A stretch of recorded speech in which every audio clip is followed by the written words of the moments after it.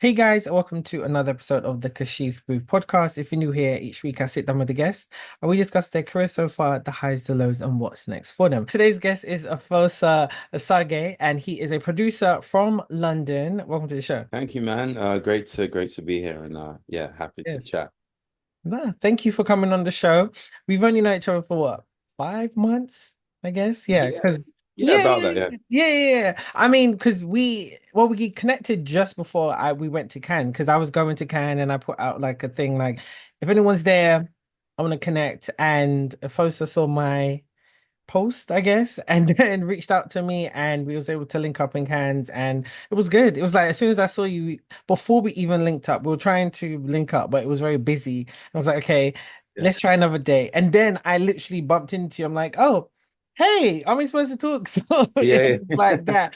But hey, that's Yeah. just kind of like how it is in that space. Like you're gonna see everyone you know. And that's what I liked. I like seeing people I knew in another country in this great environment. So it was cool. So we chatted and I thought, you know what, it'd be great to have you on the show. So thanks. Yeah, no problems. And yeah, like you said, I think it can, especially like of the London filmmaking scene. It's like at hmm some point you're gonna run into someone from there. So Yeah. I wasn't surprised when when we bumped into each hmm other, hmm um, before we actually had the meeting. And so Yeah. yeah, that was Yeah. it's a good time. Yeah, it was. It was. So how did you find Canada this year? Because you were there a lot longer than I was actually. I was only there for like 5 or 6 days. You stayed for Yeah. quite a bit. So what was your Cannes experience like? Because it's not your first Yeah. time going, was it? No, so it's that this year's Cannes was my third, Mm. and it's funny because for me, Cannes is such an overwhelming place, but once you've done it a few times, you do really get to start to know the lay of the land. So hmm this year for me, um, it was I guess it wasn't as crazy um because I now know like the venues, I know like kind of where to go out. So for me, this year was more so about okay, let me just focus on reconnecting and like really just meeting new people like yourself. I did spend a long time there. I think I did about 10 days. But yeah, yeah, like in a weird way, this year's camp was probably the mildest for me. So I'm hmm actually thinking of trying to figure out a way that I can do can differently next year. So like I have new novelty, like new experiences to dive into because for me, like it did get to maybe day five and I was like, ah, but I've been to this place like 100 times and I've gone to this restaurant and I've been like hmm so hmm I was constantly just trying to meet like people that I've never met before or different groups of film people that I've never met before. So hmm I one thing I'd never really done at Cannes was really I'd never been with the like the British filmmaking set and specifically the Black British filmmaking set. So I connected with there was a BFI I think associated lunch. I don't know if you went to this. It was at a pizza place. I Yeah, heard so it was about about it, but I didn't go. hmm yeah. So there was about maybe 100 Black British filmmakers, distributors, agents at the this pizzeria or hmm pizza restaurant. Um, and yeah, I was like, I need to go to a place like this. I need to do villa parties because I haven't done that. I need to go on a yacht because I haven't done that. hmm So hmm I kind of did all those things. So I'm just constantly trying to like do new things when I go there. So yeah, who knows what I'll be up to next year. Nice. I like that. It was my first time going to Cannes. Um, I went with this agency I'm a part of called Sarah Puts Associates. And I think I've wanted to go to Cannes, but it kind of always felt like, yo, I don't have the money for Cannes. But going, I was like, oh, okay. Well, I live in London, so this this is nothing new. So it was fine. And I think I got what you mean about it being overwhelming because there's so much for you to do. But I kind of just went into it with no expectations. Let me just enjoy it. And I met some amazing people, saw some great films, was able to just network in a cool way, you know. And I feel like in a space like that, you can tend to like feel like, okay, I need to get my script sold or be attached to this when really, for me anyway, when it comes to networking and meeting people, I want to make sure that it happens organically. I don't like transactional kind of stuff because it pans out well in my personal experience. So Yeah. that's really cool. I like that. I still want to try and go Cannes Lion, but then I saw the tickets for that and I'm like, I don't have £5,000 to like just be going, but we'll see. We'll manifest in a different way. So so yeah, Do you so know, actually just okay. on Hmm. Can I lying, I actually thought the same thing. Hmm. But I have a friend who like literally just after Can, I Hmm. came back to see him and he was like, "Yo, you going to Can Lion?" And I was like, "Dude, I just came back from Cannes. I can't go again." And he's like, "It's actually not that expensive if so if you go to like the official kind of events, yeah, you have to Hmm. pay like £5,000 because usually Hmm. it's advertising companies that Yeah. sponsor employees."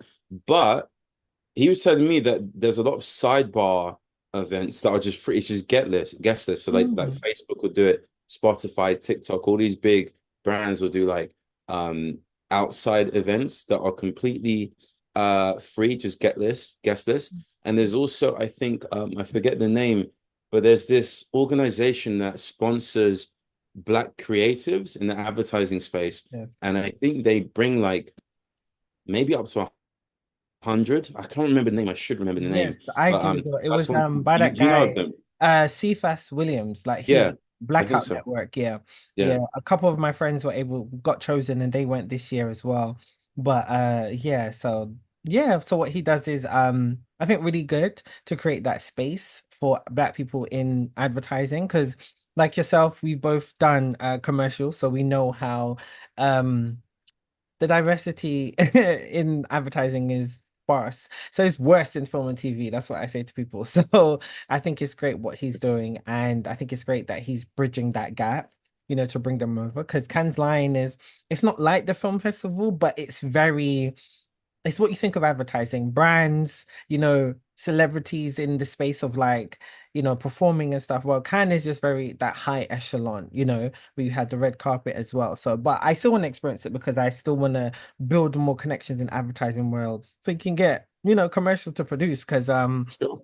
that's where the money is. So, Yeah. yeah, exactly. So, tell Yeah. me about you. How did you get started as a producer?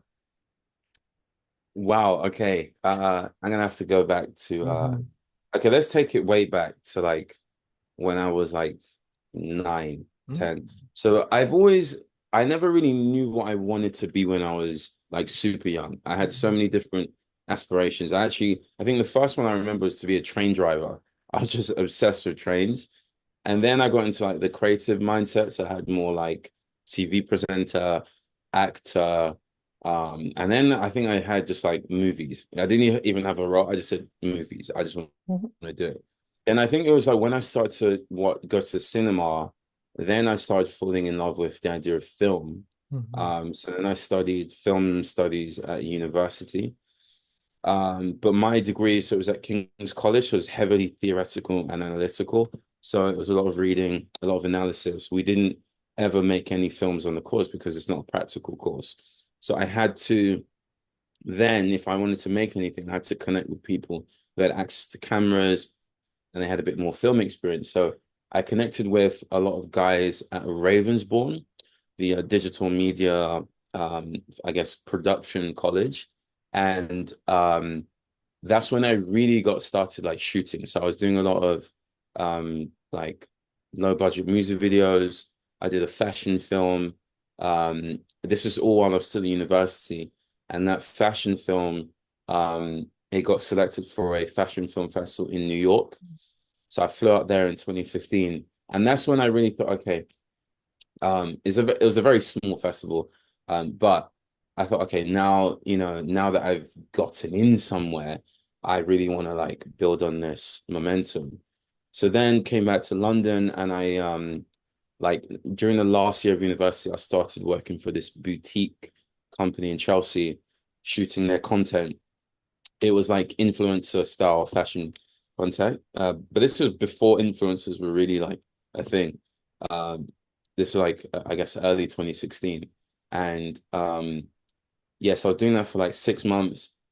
But then I wasn't actually making that much money doing that post uni. So I then started just throwing myself everywhere, doing everything. So I was shooting events, I was shooting Ibiza, stripper, hen parties. Everything you could possibly shoot, I was shooting for Okay. about 6 months.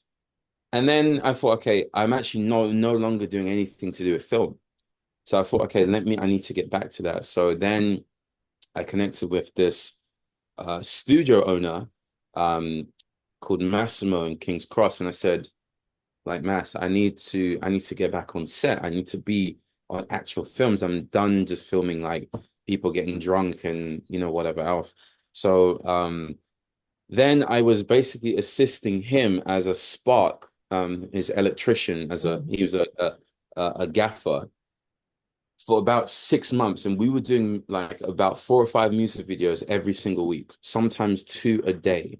It was that hectic, and I learned so much about film, shooting, crews, like, and this I still have like a black book of crew members that I met back then, and this was like 2017.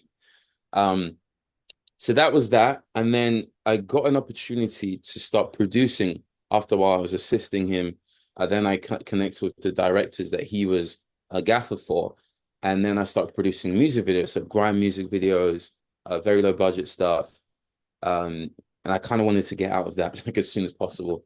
Because the money was low, Mm, the creative wasn't really there. okay. Um, and then some of the shoots were kind of dangerous because you don't really know who these artists are bringing Mm, sometimes, well, a lot of the time.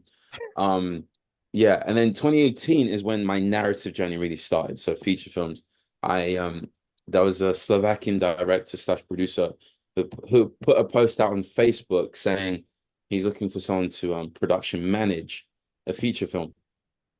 And I thought, you know what, why not? Let me just throw my hat into the ring. I had no experience in features, zero. mhm, But I had mhm, music videos and, smaller stuff. And yeah, I just said, yeah, I'll be happy to help out. But then I saw on the Facebook post, there's like 100 replies, and I checked some of the profiles, and it was definitely from people way more experienced than me. So I thought, well, I'm not gonna get this. mhm, Then I think he responded maybe a week later, and he was like, yeah, I'd like to give you a try. And I thought, well, why? Like, I don't have anything to show. One mhm, thing I did have was this, there was a music video I shot at this pub in, I think, Kensal Rise, that it has basically like, I think like 8 or 9 different rooms that are basically like pre-built sets. So if you wanted to shoot something low budget, you could just shoot it there for like nothing in comparison to what you'd have to spend to build mhm. sets. So I think he wanted that for his Okay. films, and I had access to that. So he was like, okay, let me give this guy a try. And then so we didn't shoot anything. He initially wanted to shoot a trailer to gain money for a feature film. And yeah, we didn't shoot anything, but we met up. He flew to London. We kind of had a little meeting, and then he said he'll get back in touch when, yeah, the time's right. Now the time being right meant a year, so we didn't speak for like a year, and then he said, "Yeah, I'm ready to go. We've got money. Let's do this sci-fi feature film." And then so he sent me the script, and I was like, "Wow, the money that we have is not even like 1% of what we will need." But I was Uh, so young mhm, and green, and I was like, "I have an opportunity here," so I said, "You know what? Let's just make it happen. Like, somehow, some way, we're gonna make this film." So then, yeah, I just started calling around, WhatsApp, Facebook posts, Mandy.com, just crewing up. mm, Uh, and we managed to get this really young, like punky, like just ready to do anything crew. Um, we got some like decent cast members attached. We got Eugene Simon, who played one of the Lannisters in Game of Thrones, and mm, that really helped him, gaining the project mhm, some some visuals on it. And yeah, so that's 2018. We shot the film. And summer 20 no, sorry, summer 2019 we shot it. It was called Sensation. And the production was like a 101 on what you shouldn't do on how to make films. It was like, because I honestly didn't know anything. mhm, Neither did the directors or producers. we were just making mistake upon mistake, and we're just Mm-hmm. um, we were running around just paying cash for stuff Mm-hmm. that you should probably be like invoicing for, just doing silly stuff like that. But we got it done 2019. Then I jumped on a Bollywood film as a locations manager, and this was a big one. This Okay. was like, I think the budget was nearly 10 million pounds. Mm. Um, but the majority of the crew was from India, they were paying them Indian rates. So okay, it was 10 million pounds, but if it was a UK film, it might be 20. So it was like a really big budget. We're doing like Mm. explosions and taking over high profile London locations. Mm-hmm. And that was a good experience to see like a really big, semi well oiled production. Mm-hmm. Um, then 2020 and obviously COVID hit. And so then the director side producer of the sci-fi sensation, he got back in touch and was like, we're ready to release the film. And I was like, wait, what? Like, no, no, I didn't know about the edit. I didn't know about promo or anything. He said it's just gonna go live on Amazon. And I was like, wait a second, no, no, we need to hold back. We need to do promo. We need to do Mm-hmm. press. So I got hold of a PR publicist in London, and he took a look at the film, saw that there was a Game of Thrones actor in there, Mm-hmm. and he said, okay, guys, hold off. We can get some eyeballs on it. So we Mm-hmm. managed to get the film reviewed by The Guardian. Mm. Um, and that really helps again in terms of getting attention. Mm-hmm. And then eventually we managed to sell the film to Vertical Entertainment in the US, who they do theatrical. So they gave us the theatrical release at the end of 2021 in 10 states. So I flew out there. It played in New York and also in California, and I went there for the screenings. And yeah, that was like a real game changer for me, because then I could say I'm a producer that's had a film in cinemas during COVID when it's like Mm-hmm. no films are in cinemas. Like Yeah, literally when I yeah. went to New York at the theater on the listing, it had Matrix, I think Matrix 4, Matrix 4, Spider-Man, No Way Home, something or Homecoming, one of the two, Mm-hmm. Sing 2, and Mm-hmm. then Sensation, our film. And I Wow. was like, how are we in this timeline where Mm. our film that basically costs nothing is against these like $200 million Mm. blockbusters, like Yeah, on the theater listing yeah, during yeah, COVID? yeah. Like it was just surreal. Um, and then yeah, so that was a game changer because I was Mm-hmm. able to just leverage that. Like I'm a producer that had a film in cinemas. Like it was such a big thing to be able to say. Um, and then okay, so like feature films, they weren't really taking off during COVID. So then I got into commercials. So I connected with a commercial producer, started working under him, and then I ventured off after a year doing my own stuff as just a producer. So that was good because commercial producing allows me to, I could like prep for me is remote. I only Mm-hmm. really have to turn up for recce's or set. Yeah, yeah. And financially, it gives me that buffer that I can, go to Cannes for like, a few weeks. So I can go to this Mm-hmm. festival, can do whatever. Mm-hmm. So like having that alongside feature films has been amazing. Mm-hmm. And then following having a film in cinemas, I was able to apply for the Producers Network at Cannes because you need to have produced a film that has a theatrical release. So Mm-hmm. that film got me into the Producers Network, which I've been a part of for 3 years now at Cannes, which is kind of like this. It's like a cohort of 500, up to 500 producers where we meet in the mornings, Mm-hmm. like discuss aspects of the film industry. Then we'll have like happy hour drinks in the afternoon, and then we'll have like sometimes nighttime parties late. So like a 5 to 6 day thing it can. And that's been amazing, just like having that as some kind of like structure, because like I was saying earlier, can is so overwhelming that having like a structure allows me to like like funnel everything in and around that. So I know, okay, I have to wake up at this time because of Yeah. Producers Network, but that means I can go do things in and around that. It gives my day some structure. Mm-hmm. Um, and then like now, like where I'm at now, I've just come off the back of helping out this production in America. Um, shooting a romance drama.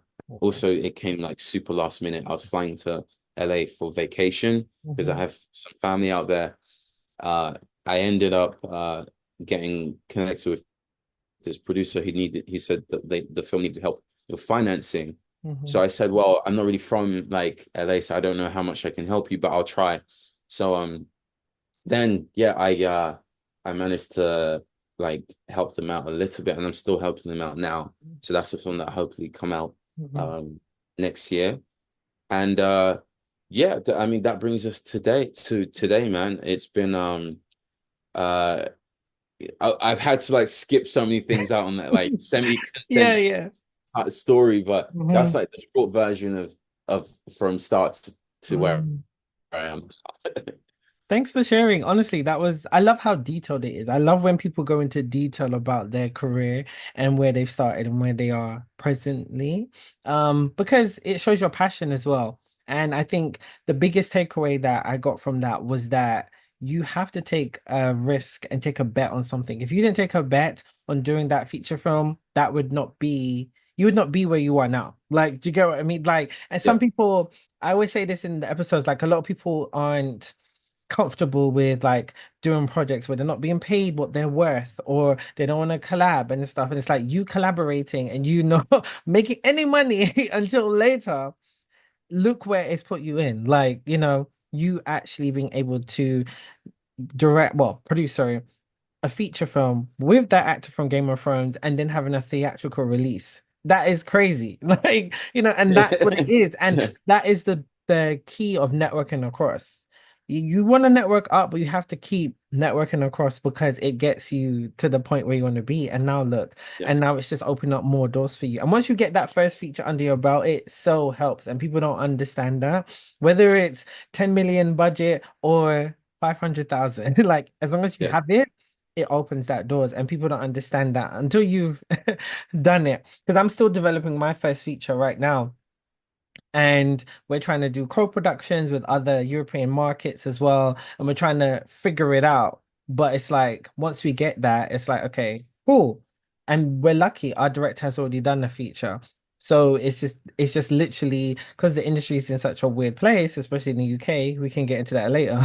It's still like tough. So I really do like that. So for you being a producer and navigating both markets, how do you find it? Because the US market is different and so is the UK market, but they're also very similar in some ways. So for you to join that project out in LA, what did you kind of gain from that? And what can you take from understanding how the American machine works to the UK?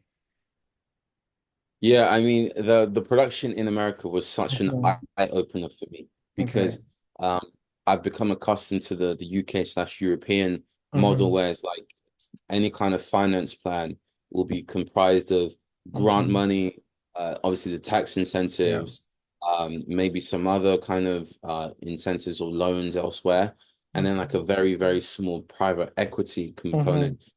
In America, some of these films are running completely off private Hmm. equity. Complete, Hmm. like no loans, Yeah. no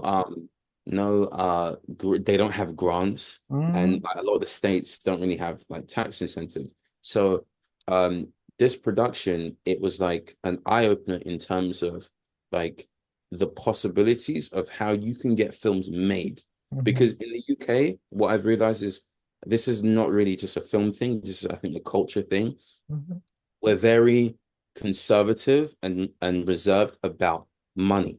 Hmm. People don't want to talk about money. They don't Yeah. want to talk about how much they make. They don't want to talk Hmm. about like the idea of like asking for money, like sales is Hmm. also kind of seen as vulgar. Hmm. Whereas in America, it's like the norm is like, oh, you want 200,000? Cool. Like that's fine. Like actually, Yeah. that's too little. Raise Hmm. that. We need more. Yes. Yeah. I've heard Yeah. that. Like Yeah. literally, I was Same. like, this is little. This is too like the budget needs to be higher for it to make Hmm. sense. Yeah.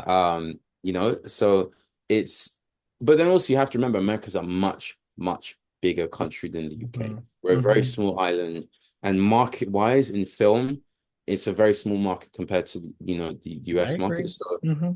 and I was in California, which is like the wealthiest state.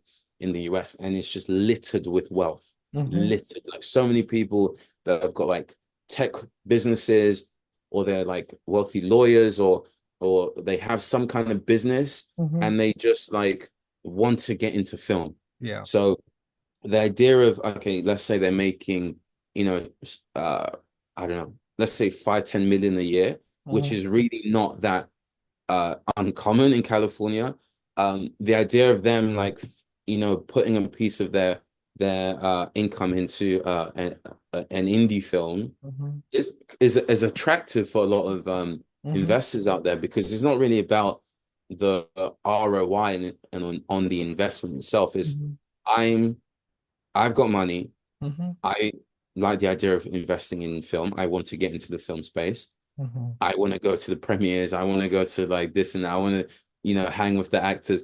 That's the kind of like way that you have to really get a lot of the investors in, Hmm. rather than like return on investment. Because investing in films is really, it's one of the silliest things to invest in, Hmm. because it's like low chance of success. And when it does succeed, your return is not high unless you're Yeah. doing like a Blair Witch project where, budget is like under 100,000 and it makes like several, you know, um, maybe nearly 100 mil or something like Yeah. that. Yeah. Hmm. So yeah, it opened my eyes in terms of money, and then also channels of distribution. Because even in the UK, if you were to finance a film like almost completely from private equity, the issue you then run into is what type of film you're trying to make. So, obviously, we went to Cannes, and a lot of Cannes, at least the filmmakers, are more interested in like prestige films, like films that would go Yes. into like film festivals like Hmm. Berlin, Cannes, Venice, Hmm. whatever. And if you're trying to make that kind of film, especially as like an emerging filmmaker or even a debut filmmaker from the UK, you really need to get some help from like the BFI, or maybe BBC Films, or Film 4, because Hmm. they will kind of give your film like a badge of approval Yes. that can go to sales agents and go to film festivals. Where I do know other films from the UK that have been financed pretty much just private equity, Hmm. but they're typically the films that are just like I don't even know how to describe it, but they're not going to go to festivals. They're going to maybe just do like a streaming release, Hmm. Hmm. typically just genre Yeah. films. They're not really Hmm. like prestige or I guess like indie or art house films. Whereas in the US, if you have money, it actually does not matter. If you Hmm. can raise whatever budget you need, get the right cast, Yeah. that film, you can still take it to sales agents, and it can go to the same places that you would need certain people in the UK or Europe to take it.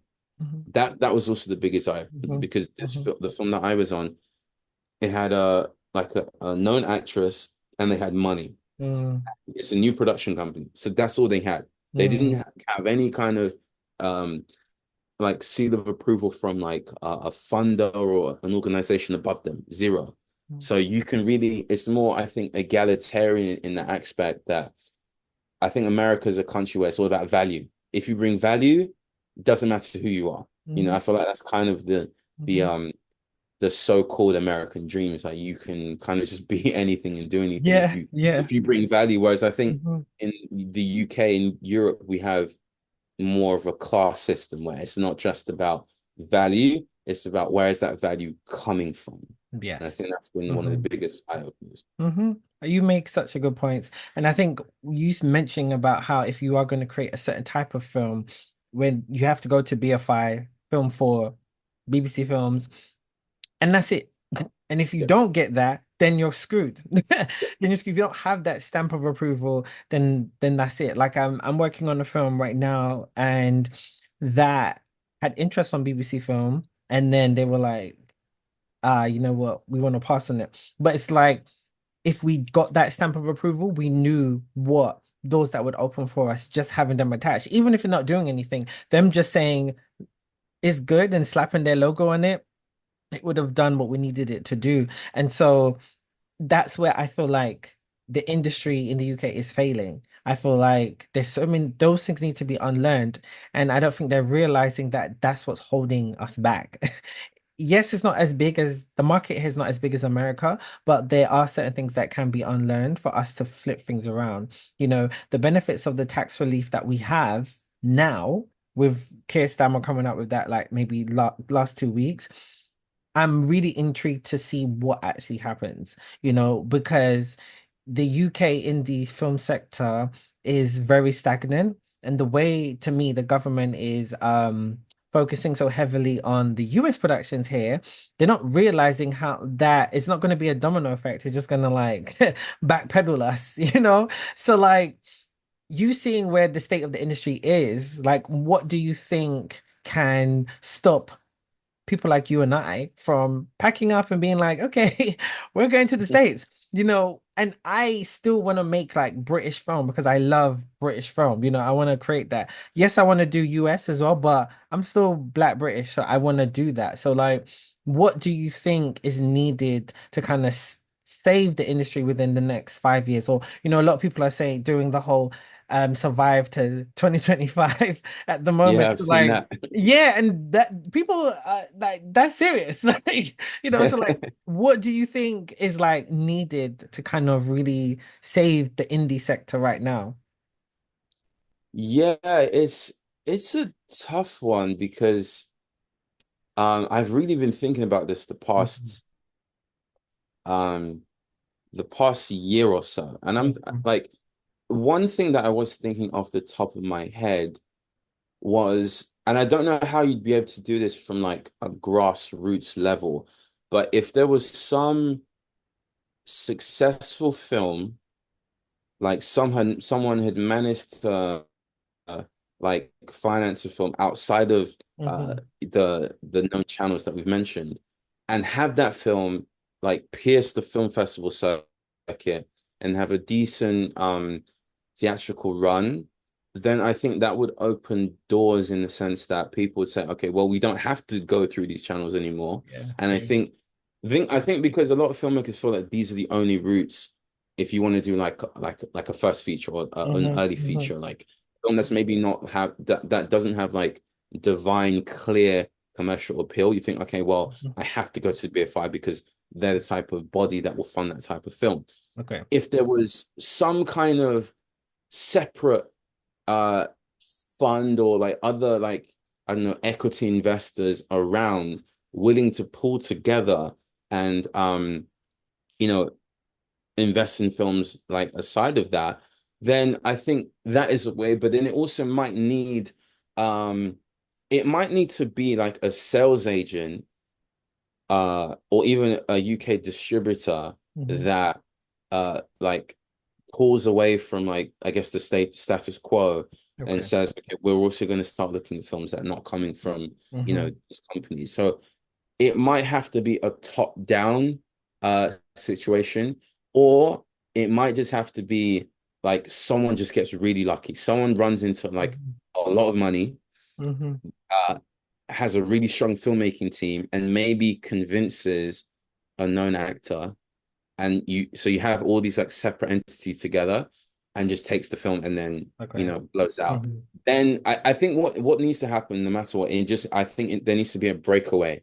Hmm. It can't, I don't think it can be gradual anymore. I think it needs to be like, okay, wow, this is actually happening. Hmm. Kind of like how yeah, like Blair Witch Project was changing things for like the found Hmm. footage horror genre, and like Hmm. the idea of like investing a little bit into horror and Hmm. making a ton of money Right. on back end, Hmm.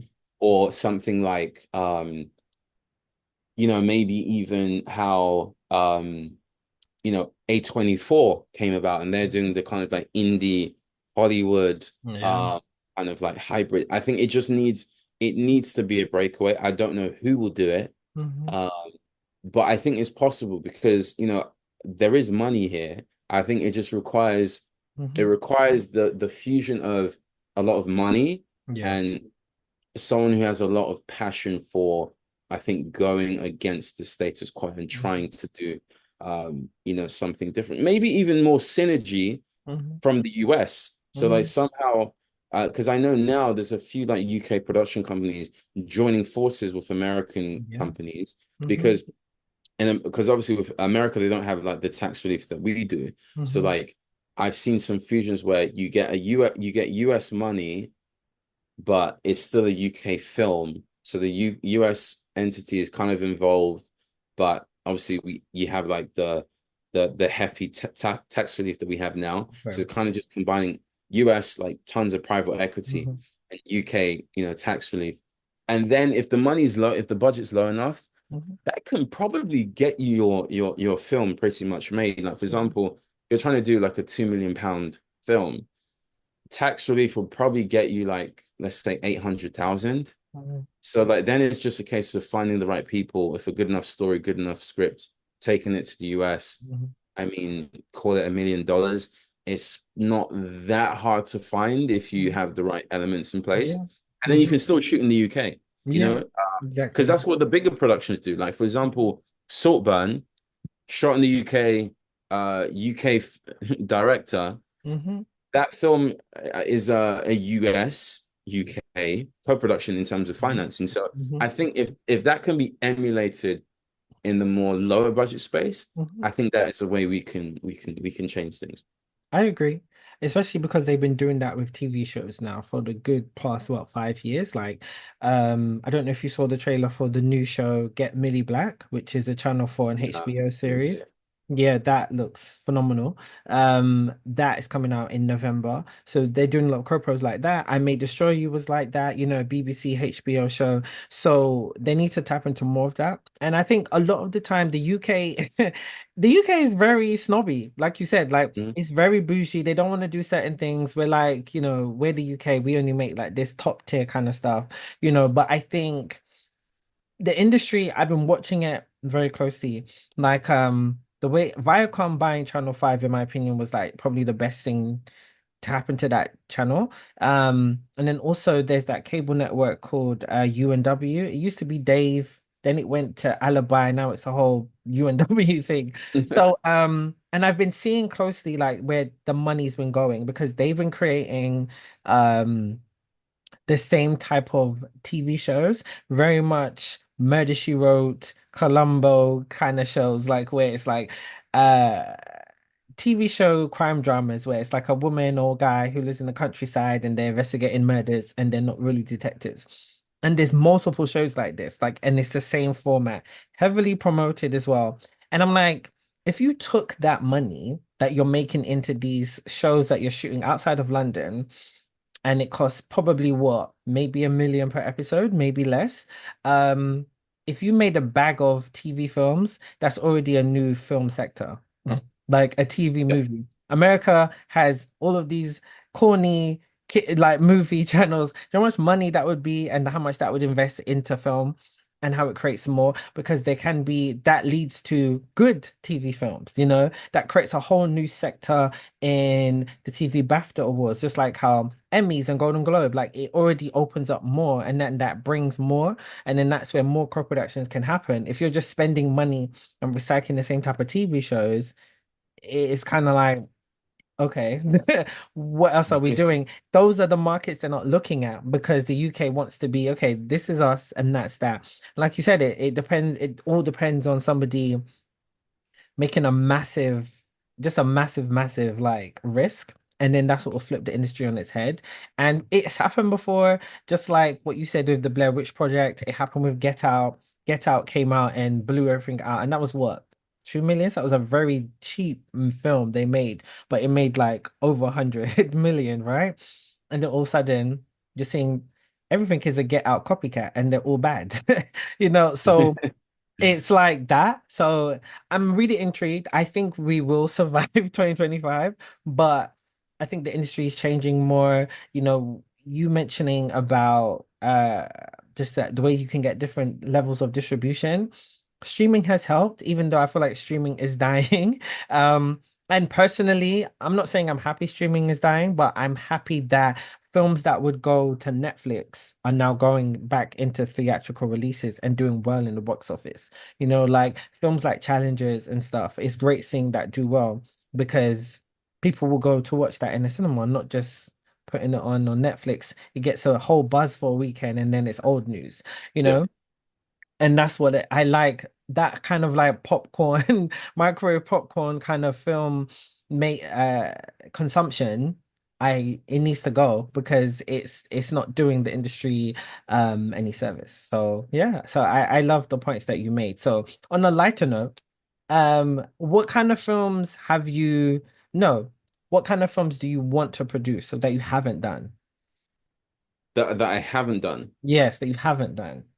Um, it's a good question because I like when people ask me what I am, Mhm, I say filmmaker first mhm, because I also like so I've written and directed a couple shorts, mhm, and then I'm also trying to get my first feature off the ground mhm, next year. mhm, So when I produce, it's a weird one because I don't really ever really I don't necessarily always think about the type of um story because sometimes if it just makes sense, mhm, mhm, like I'd like to produce. For mhm, example, the one I helped out in the US, mhm, it's a um it's an LGBTQ romance drama set in the near future mhm, LA, and it just had elements. I was like, okay, this is interesting. I'd love to get mhm, involved in, good team. So I think what's more important for me as a producer is what elements are in place, or is there potential for me to get those elements quite easily? And I think okay. I'm probably less of a because also like with producing it's a Mhm, labor of love, and especially with narrative it's like there's so many like unpaid tasks that yeah. basically the whole job is unpaid until it's actually real. Mhm, So mhm, so like you really do have to conserve your energy and like put your efforts where you mhm, think you can gain traction. So I I don't think I really have like oh I wouldn't produce. I'd say the only things I probably wouldn't produce now are like the overly um like B movie type genre films. I'm not so interested in doing okay. that unless the money was just like Mhm. offensive, as in this was like pay me Okay. half the budget and I'll do Mhm. Okay. it. Otherwise, I really also Mhm, I think I really like working with mhm, like emerging filmmakers like myself, mhm. like you know young filmmakers because sometimes when you work with these young filmmakers like you're dealing with their baby, like this is a Yeah. an idea that they might have had since they were like 3 years old or something Yeah. silly Yeah. like that. So I kind of like working in those spaces because Mhm, when you know you're not getting paid much at the end of it and you're mhm. dedicating so much time, blood and sweat, it's like, well, I'm actually making a dream happen. Yeah. Whereas if it Yeah. was a purely commercial venture as well, I'm only really just putting more bums in seats Mhm, or like making the exhibitors more money. mhm. Yeah. So Yeah. Yeah. Yeah. that's the way I look at it now. Yeah, I like that. That's a good answer. I think because sometimes I talk to some producers and they're like, I don't care what it is. I just want to make money. And I'm like, cool. I understand that. But like for me, it's like I need to be moved by the project. I want to, if I'm attaching my name to something, I want to be excited about it because I love the story. And that's where I'm more so of like a creative producer. And just like yourself, you're a writer director as well. So you understand that the arc of storytelling and working with those emerging filmmakers, sometimes they have the most like just brilliant stories and it's like I've never seen this before. I want to make this a reality. Or sometimes like I join a project after the fact and I just want to raise the profile of it because I know what rooms it can get into, and I want to make sure that okay, I'm attached to this because this has so much potential and it's the gap in the market that needs to be filled. So definitely, I understand that. So I want you to put all your hats on as like a writer, producer, director. What are your favorite films? And what angle do you look at it to be like, that's why it's my favorite? Yeah. Favorite films. This is recent, but I don't Mhm. care. Like Okay. it's a film that I always go back to. Like I think because it has like the so I love like comedy, Mhm. specifically satire, and this film just has so many like quirks and like stylistic choices that Mhm. I would just think to do the exact same thing. So hmm Triangle Sadness, I think Okay. of the now of hmm this era for me is like one of my favorite films. Um, I always go back to either The Weekend or Le Weekend hmm or Alphaville by hmm Jean-Luc Godard. hmm Again, these are also like kind of satirical comedies hmm from the 60s. Um, what else? Um,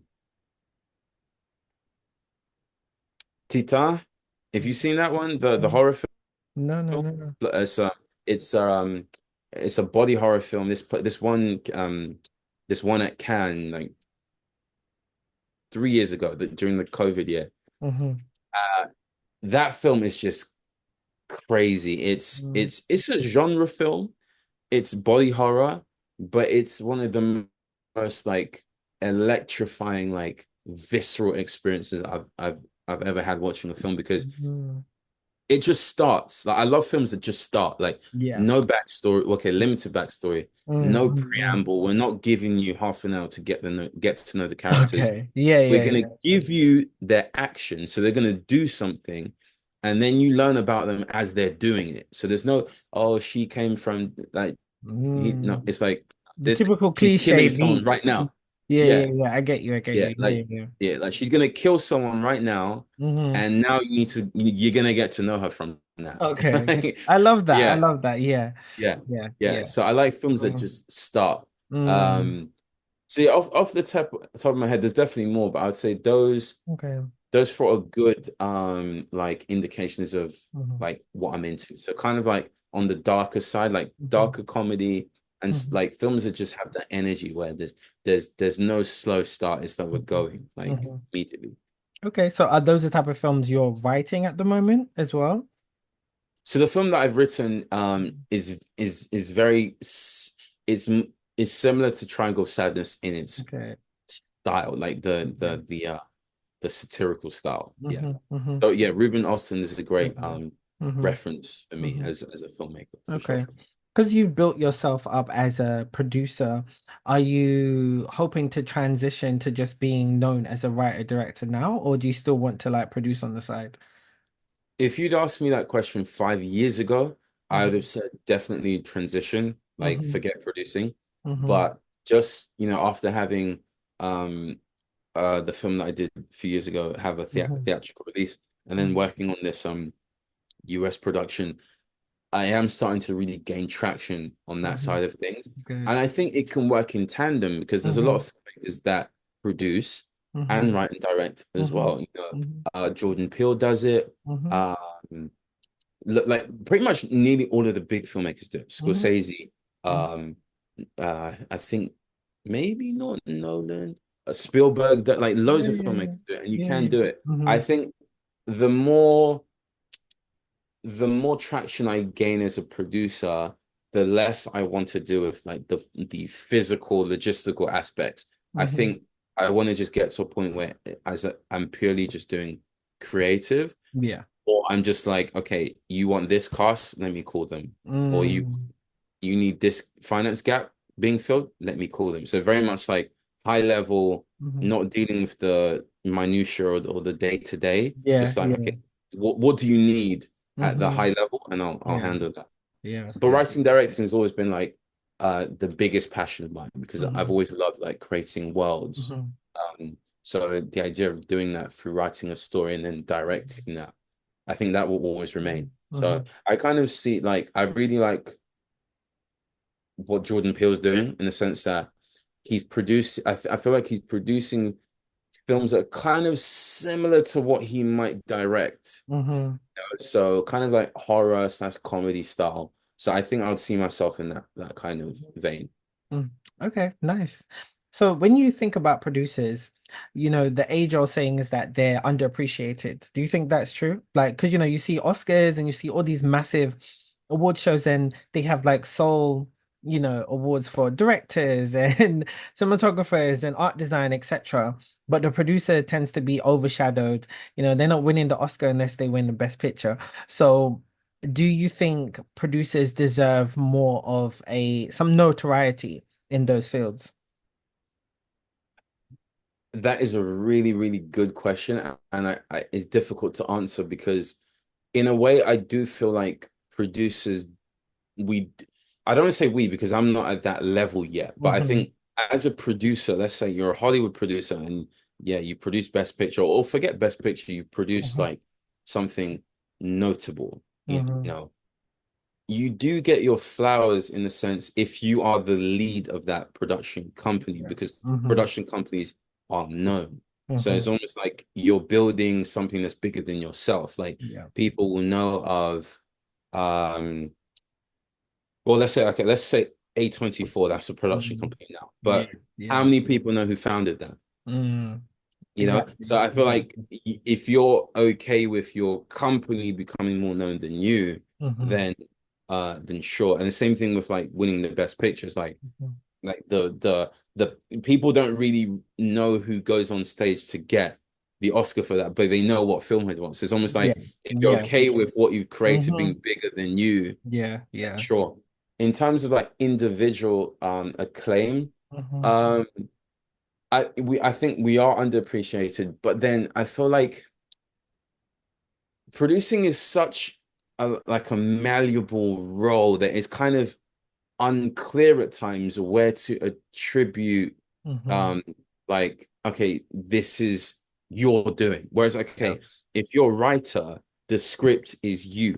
Hmm. I know you've written that. Hmm. Okay, some people like, give you feedback, director will do, tweaks here and there, but writer, script. Mm. Um, it's weird because the same way I think producers like a malleable some I think director is a malleable role as well because Mhm. the director gets a lot of credit for things a lot of the time they're not really doing. Like for example, it's like, Mhm. okay, you see what's on screen, you say, oh yeah, that's a really good okay, like for example, like Wes Anderson. That's Mm. really good like art direction. So you credit Wes Mhm. and his vision, but it's like, what about the art team? Mhm. That like because you as a director, you're kind of pulling together all these different creatives and Yeah. kind of steadying the ship. As a producer, it's like we're kind of doing everything and to a lot of people, nothing at the same time. Yeah. So Yeah. Hmm. it's in an ideal world, yes, we would be more appreciated, but I don't know again, unless it's like at a really high level when you're Hmm. producing big films and your company has that kind of like clout. I Hmm. don't know how you would, you know, because what are we gonna say? Uh, best line produce, like how would Hmm. look, Yeah. look Exactly. because you've Exactly. managed the budget, the bet it's Hmm. like Hmm. Hmm. because I thought a lot of the awards are for like things that we see, Yeah. Exactly. you Yeah. know, Yeah. and Yeah. producing is kind of like an invisible job. Hmm. Because if you do it right, the film gets made and it's good. Hmm.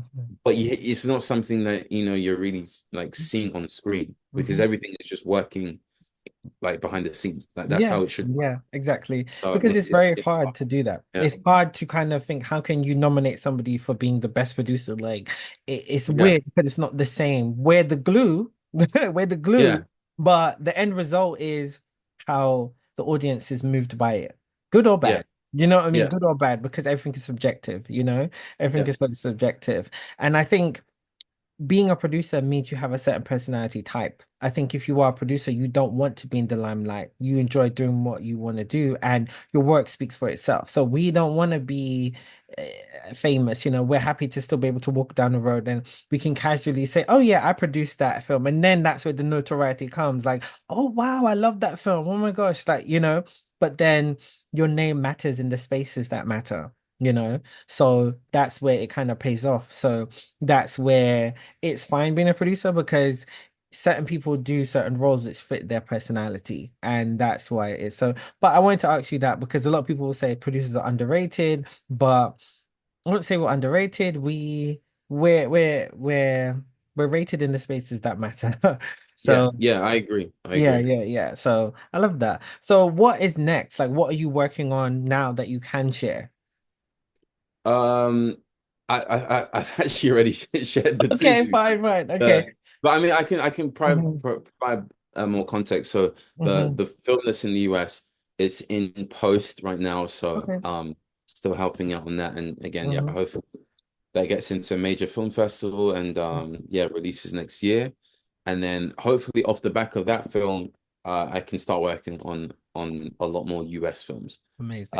And then my first feature as a writer director, which I'm also helping producing now until we get like other producers on board. Hmm. Again, hopefully that shoots next year. And I also have another script that I'm looking to write based on an experience I had while I was in America for 2 months. Okay. But I just haven't had the time to really start developing that.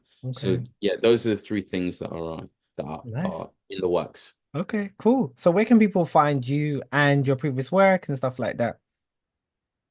Yeah, so I have a website which is efosa.co, EFOSA.co. That has like my portfolio, so to speak.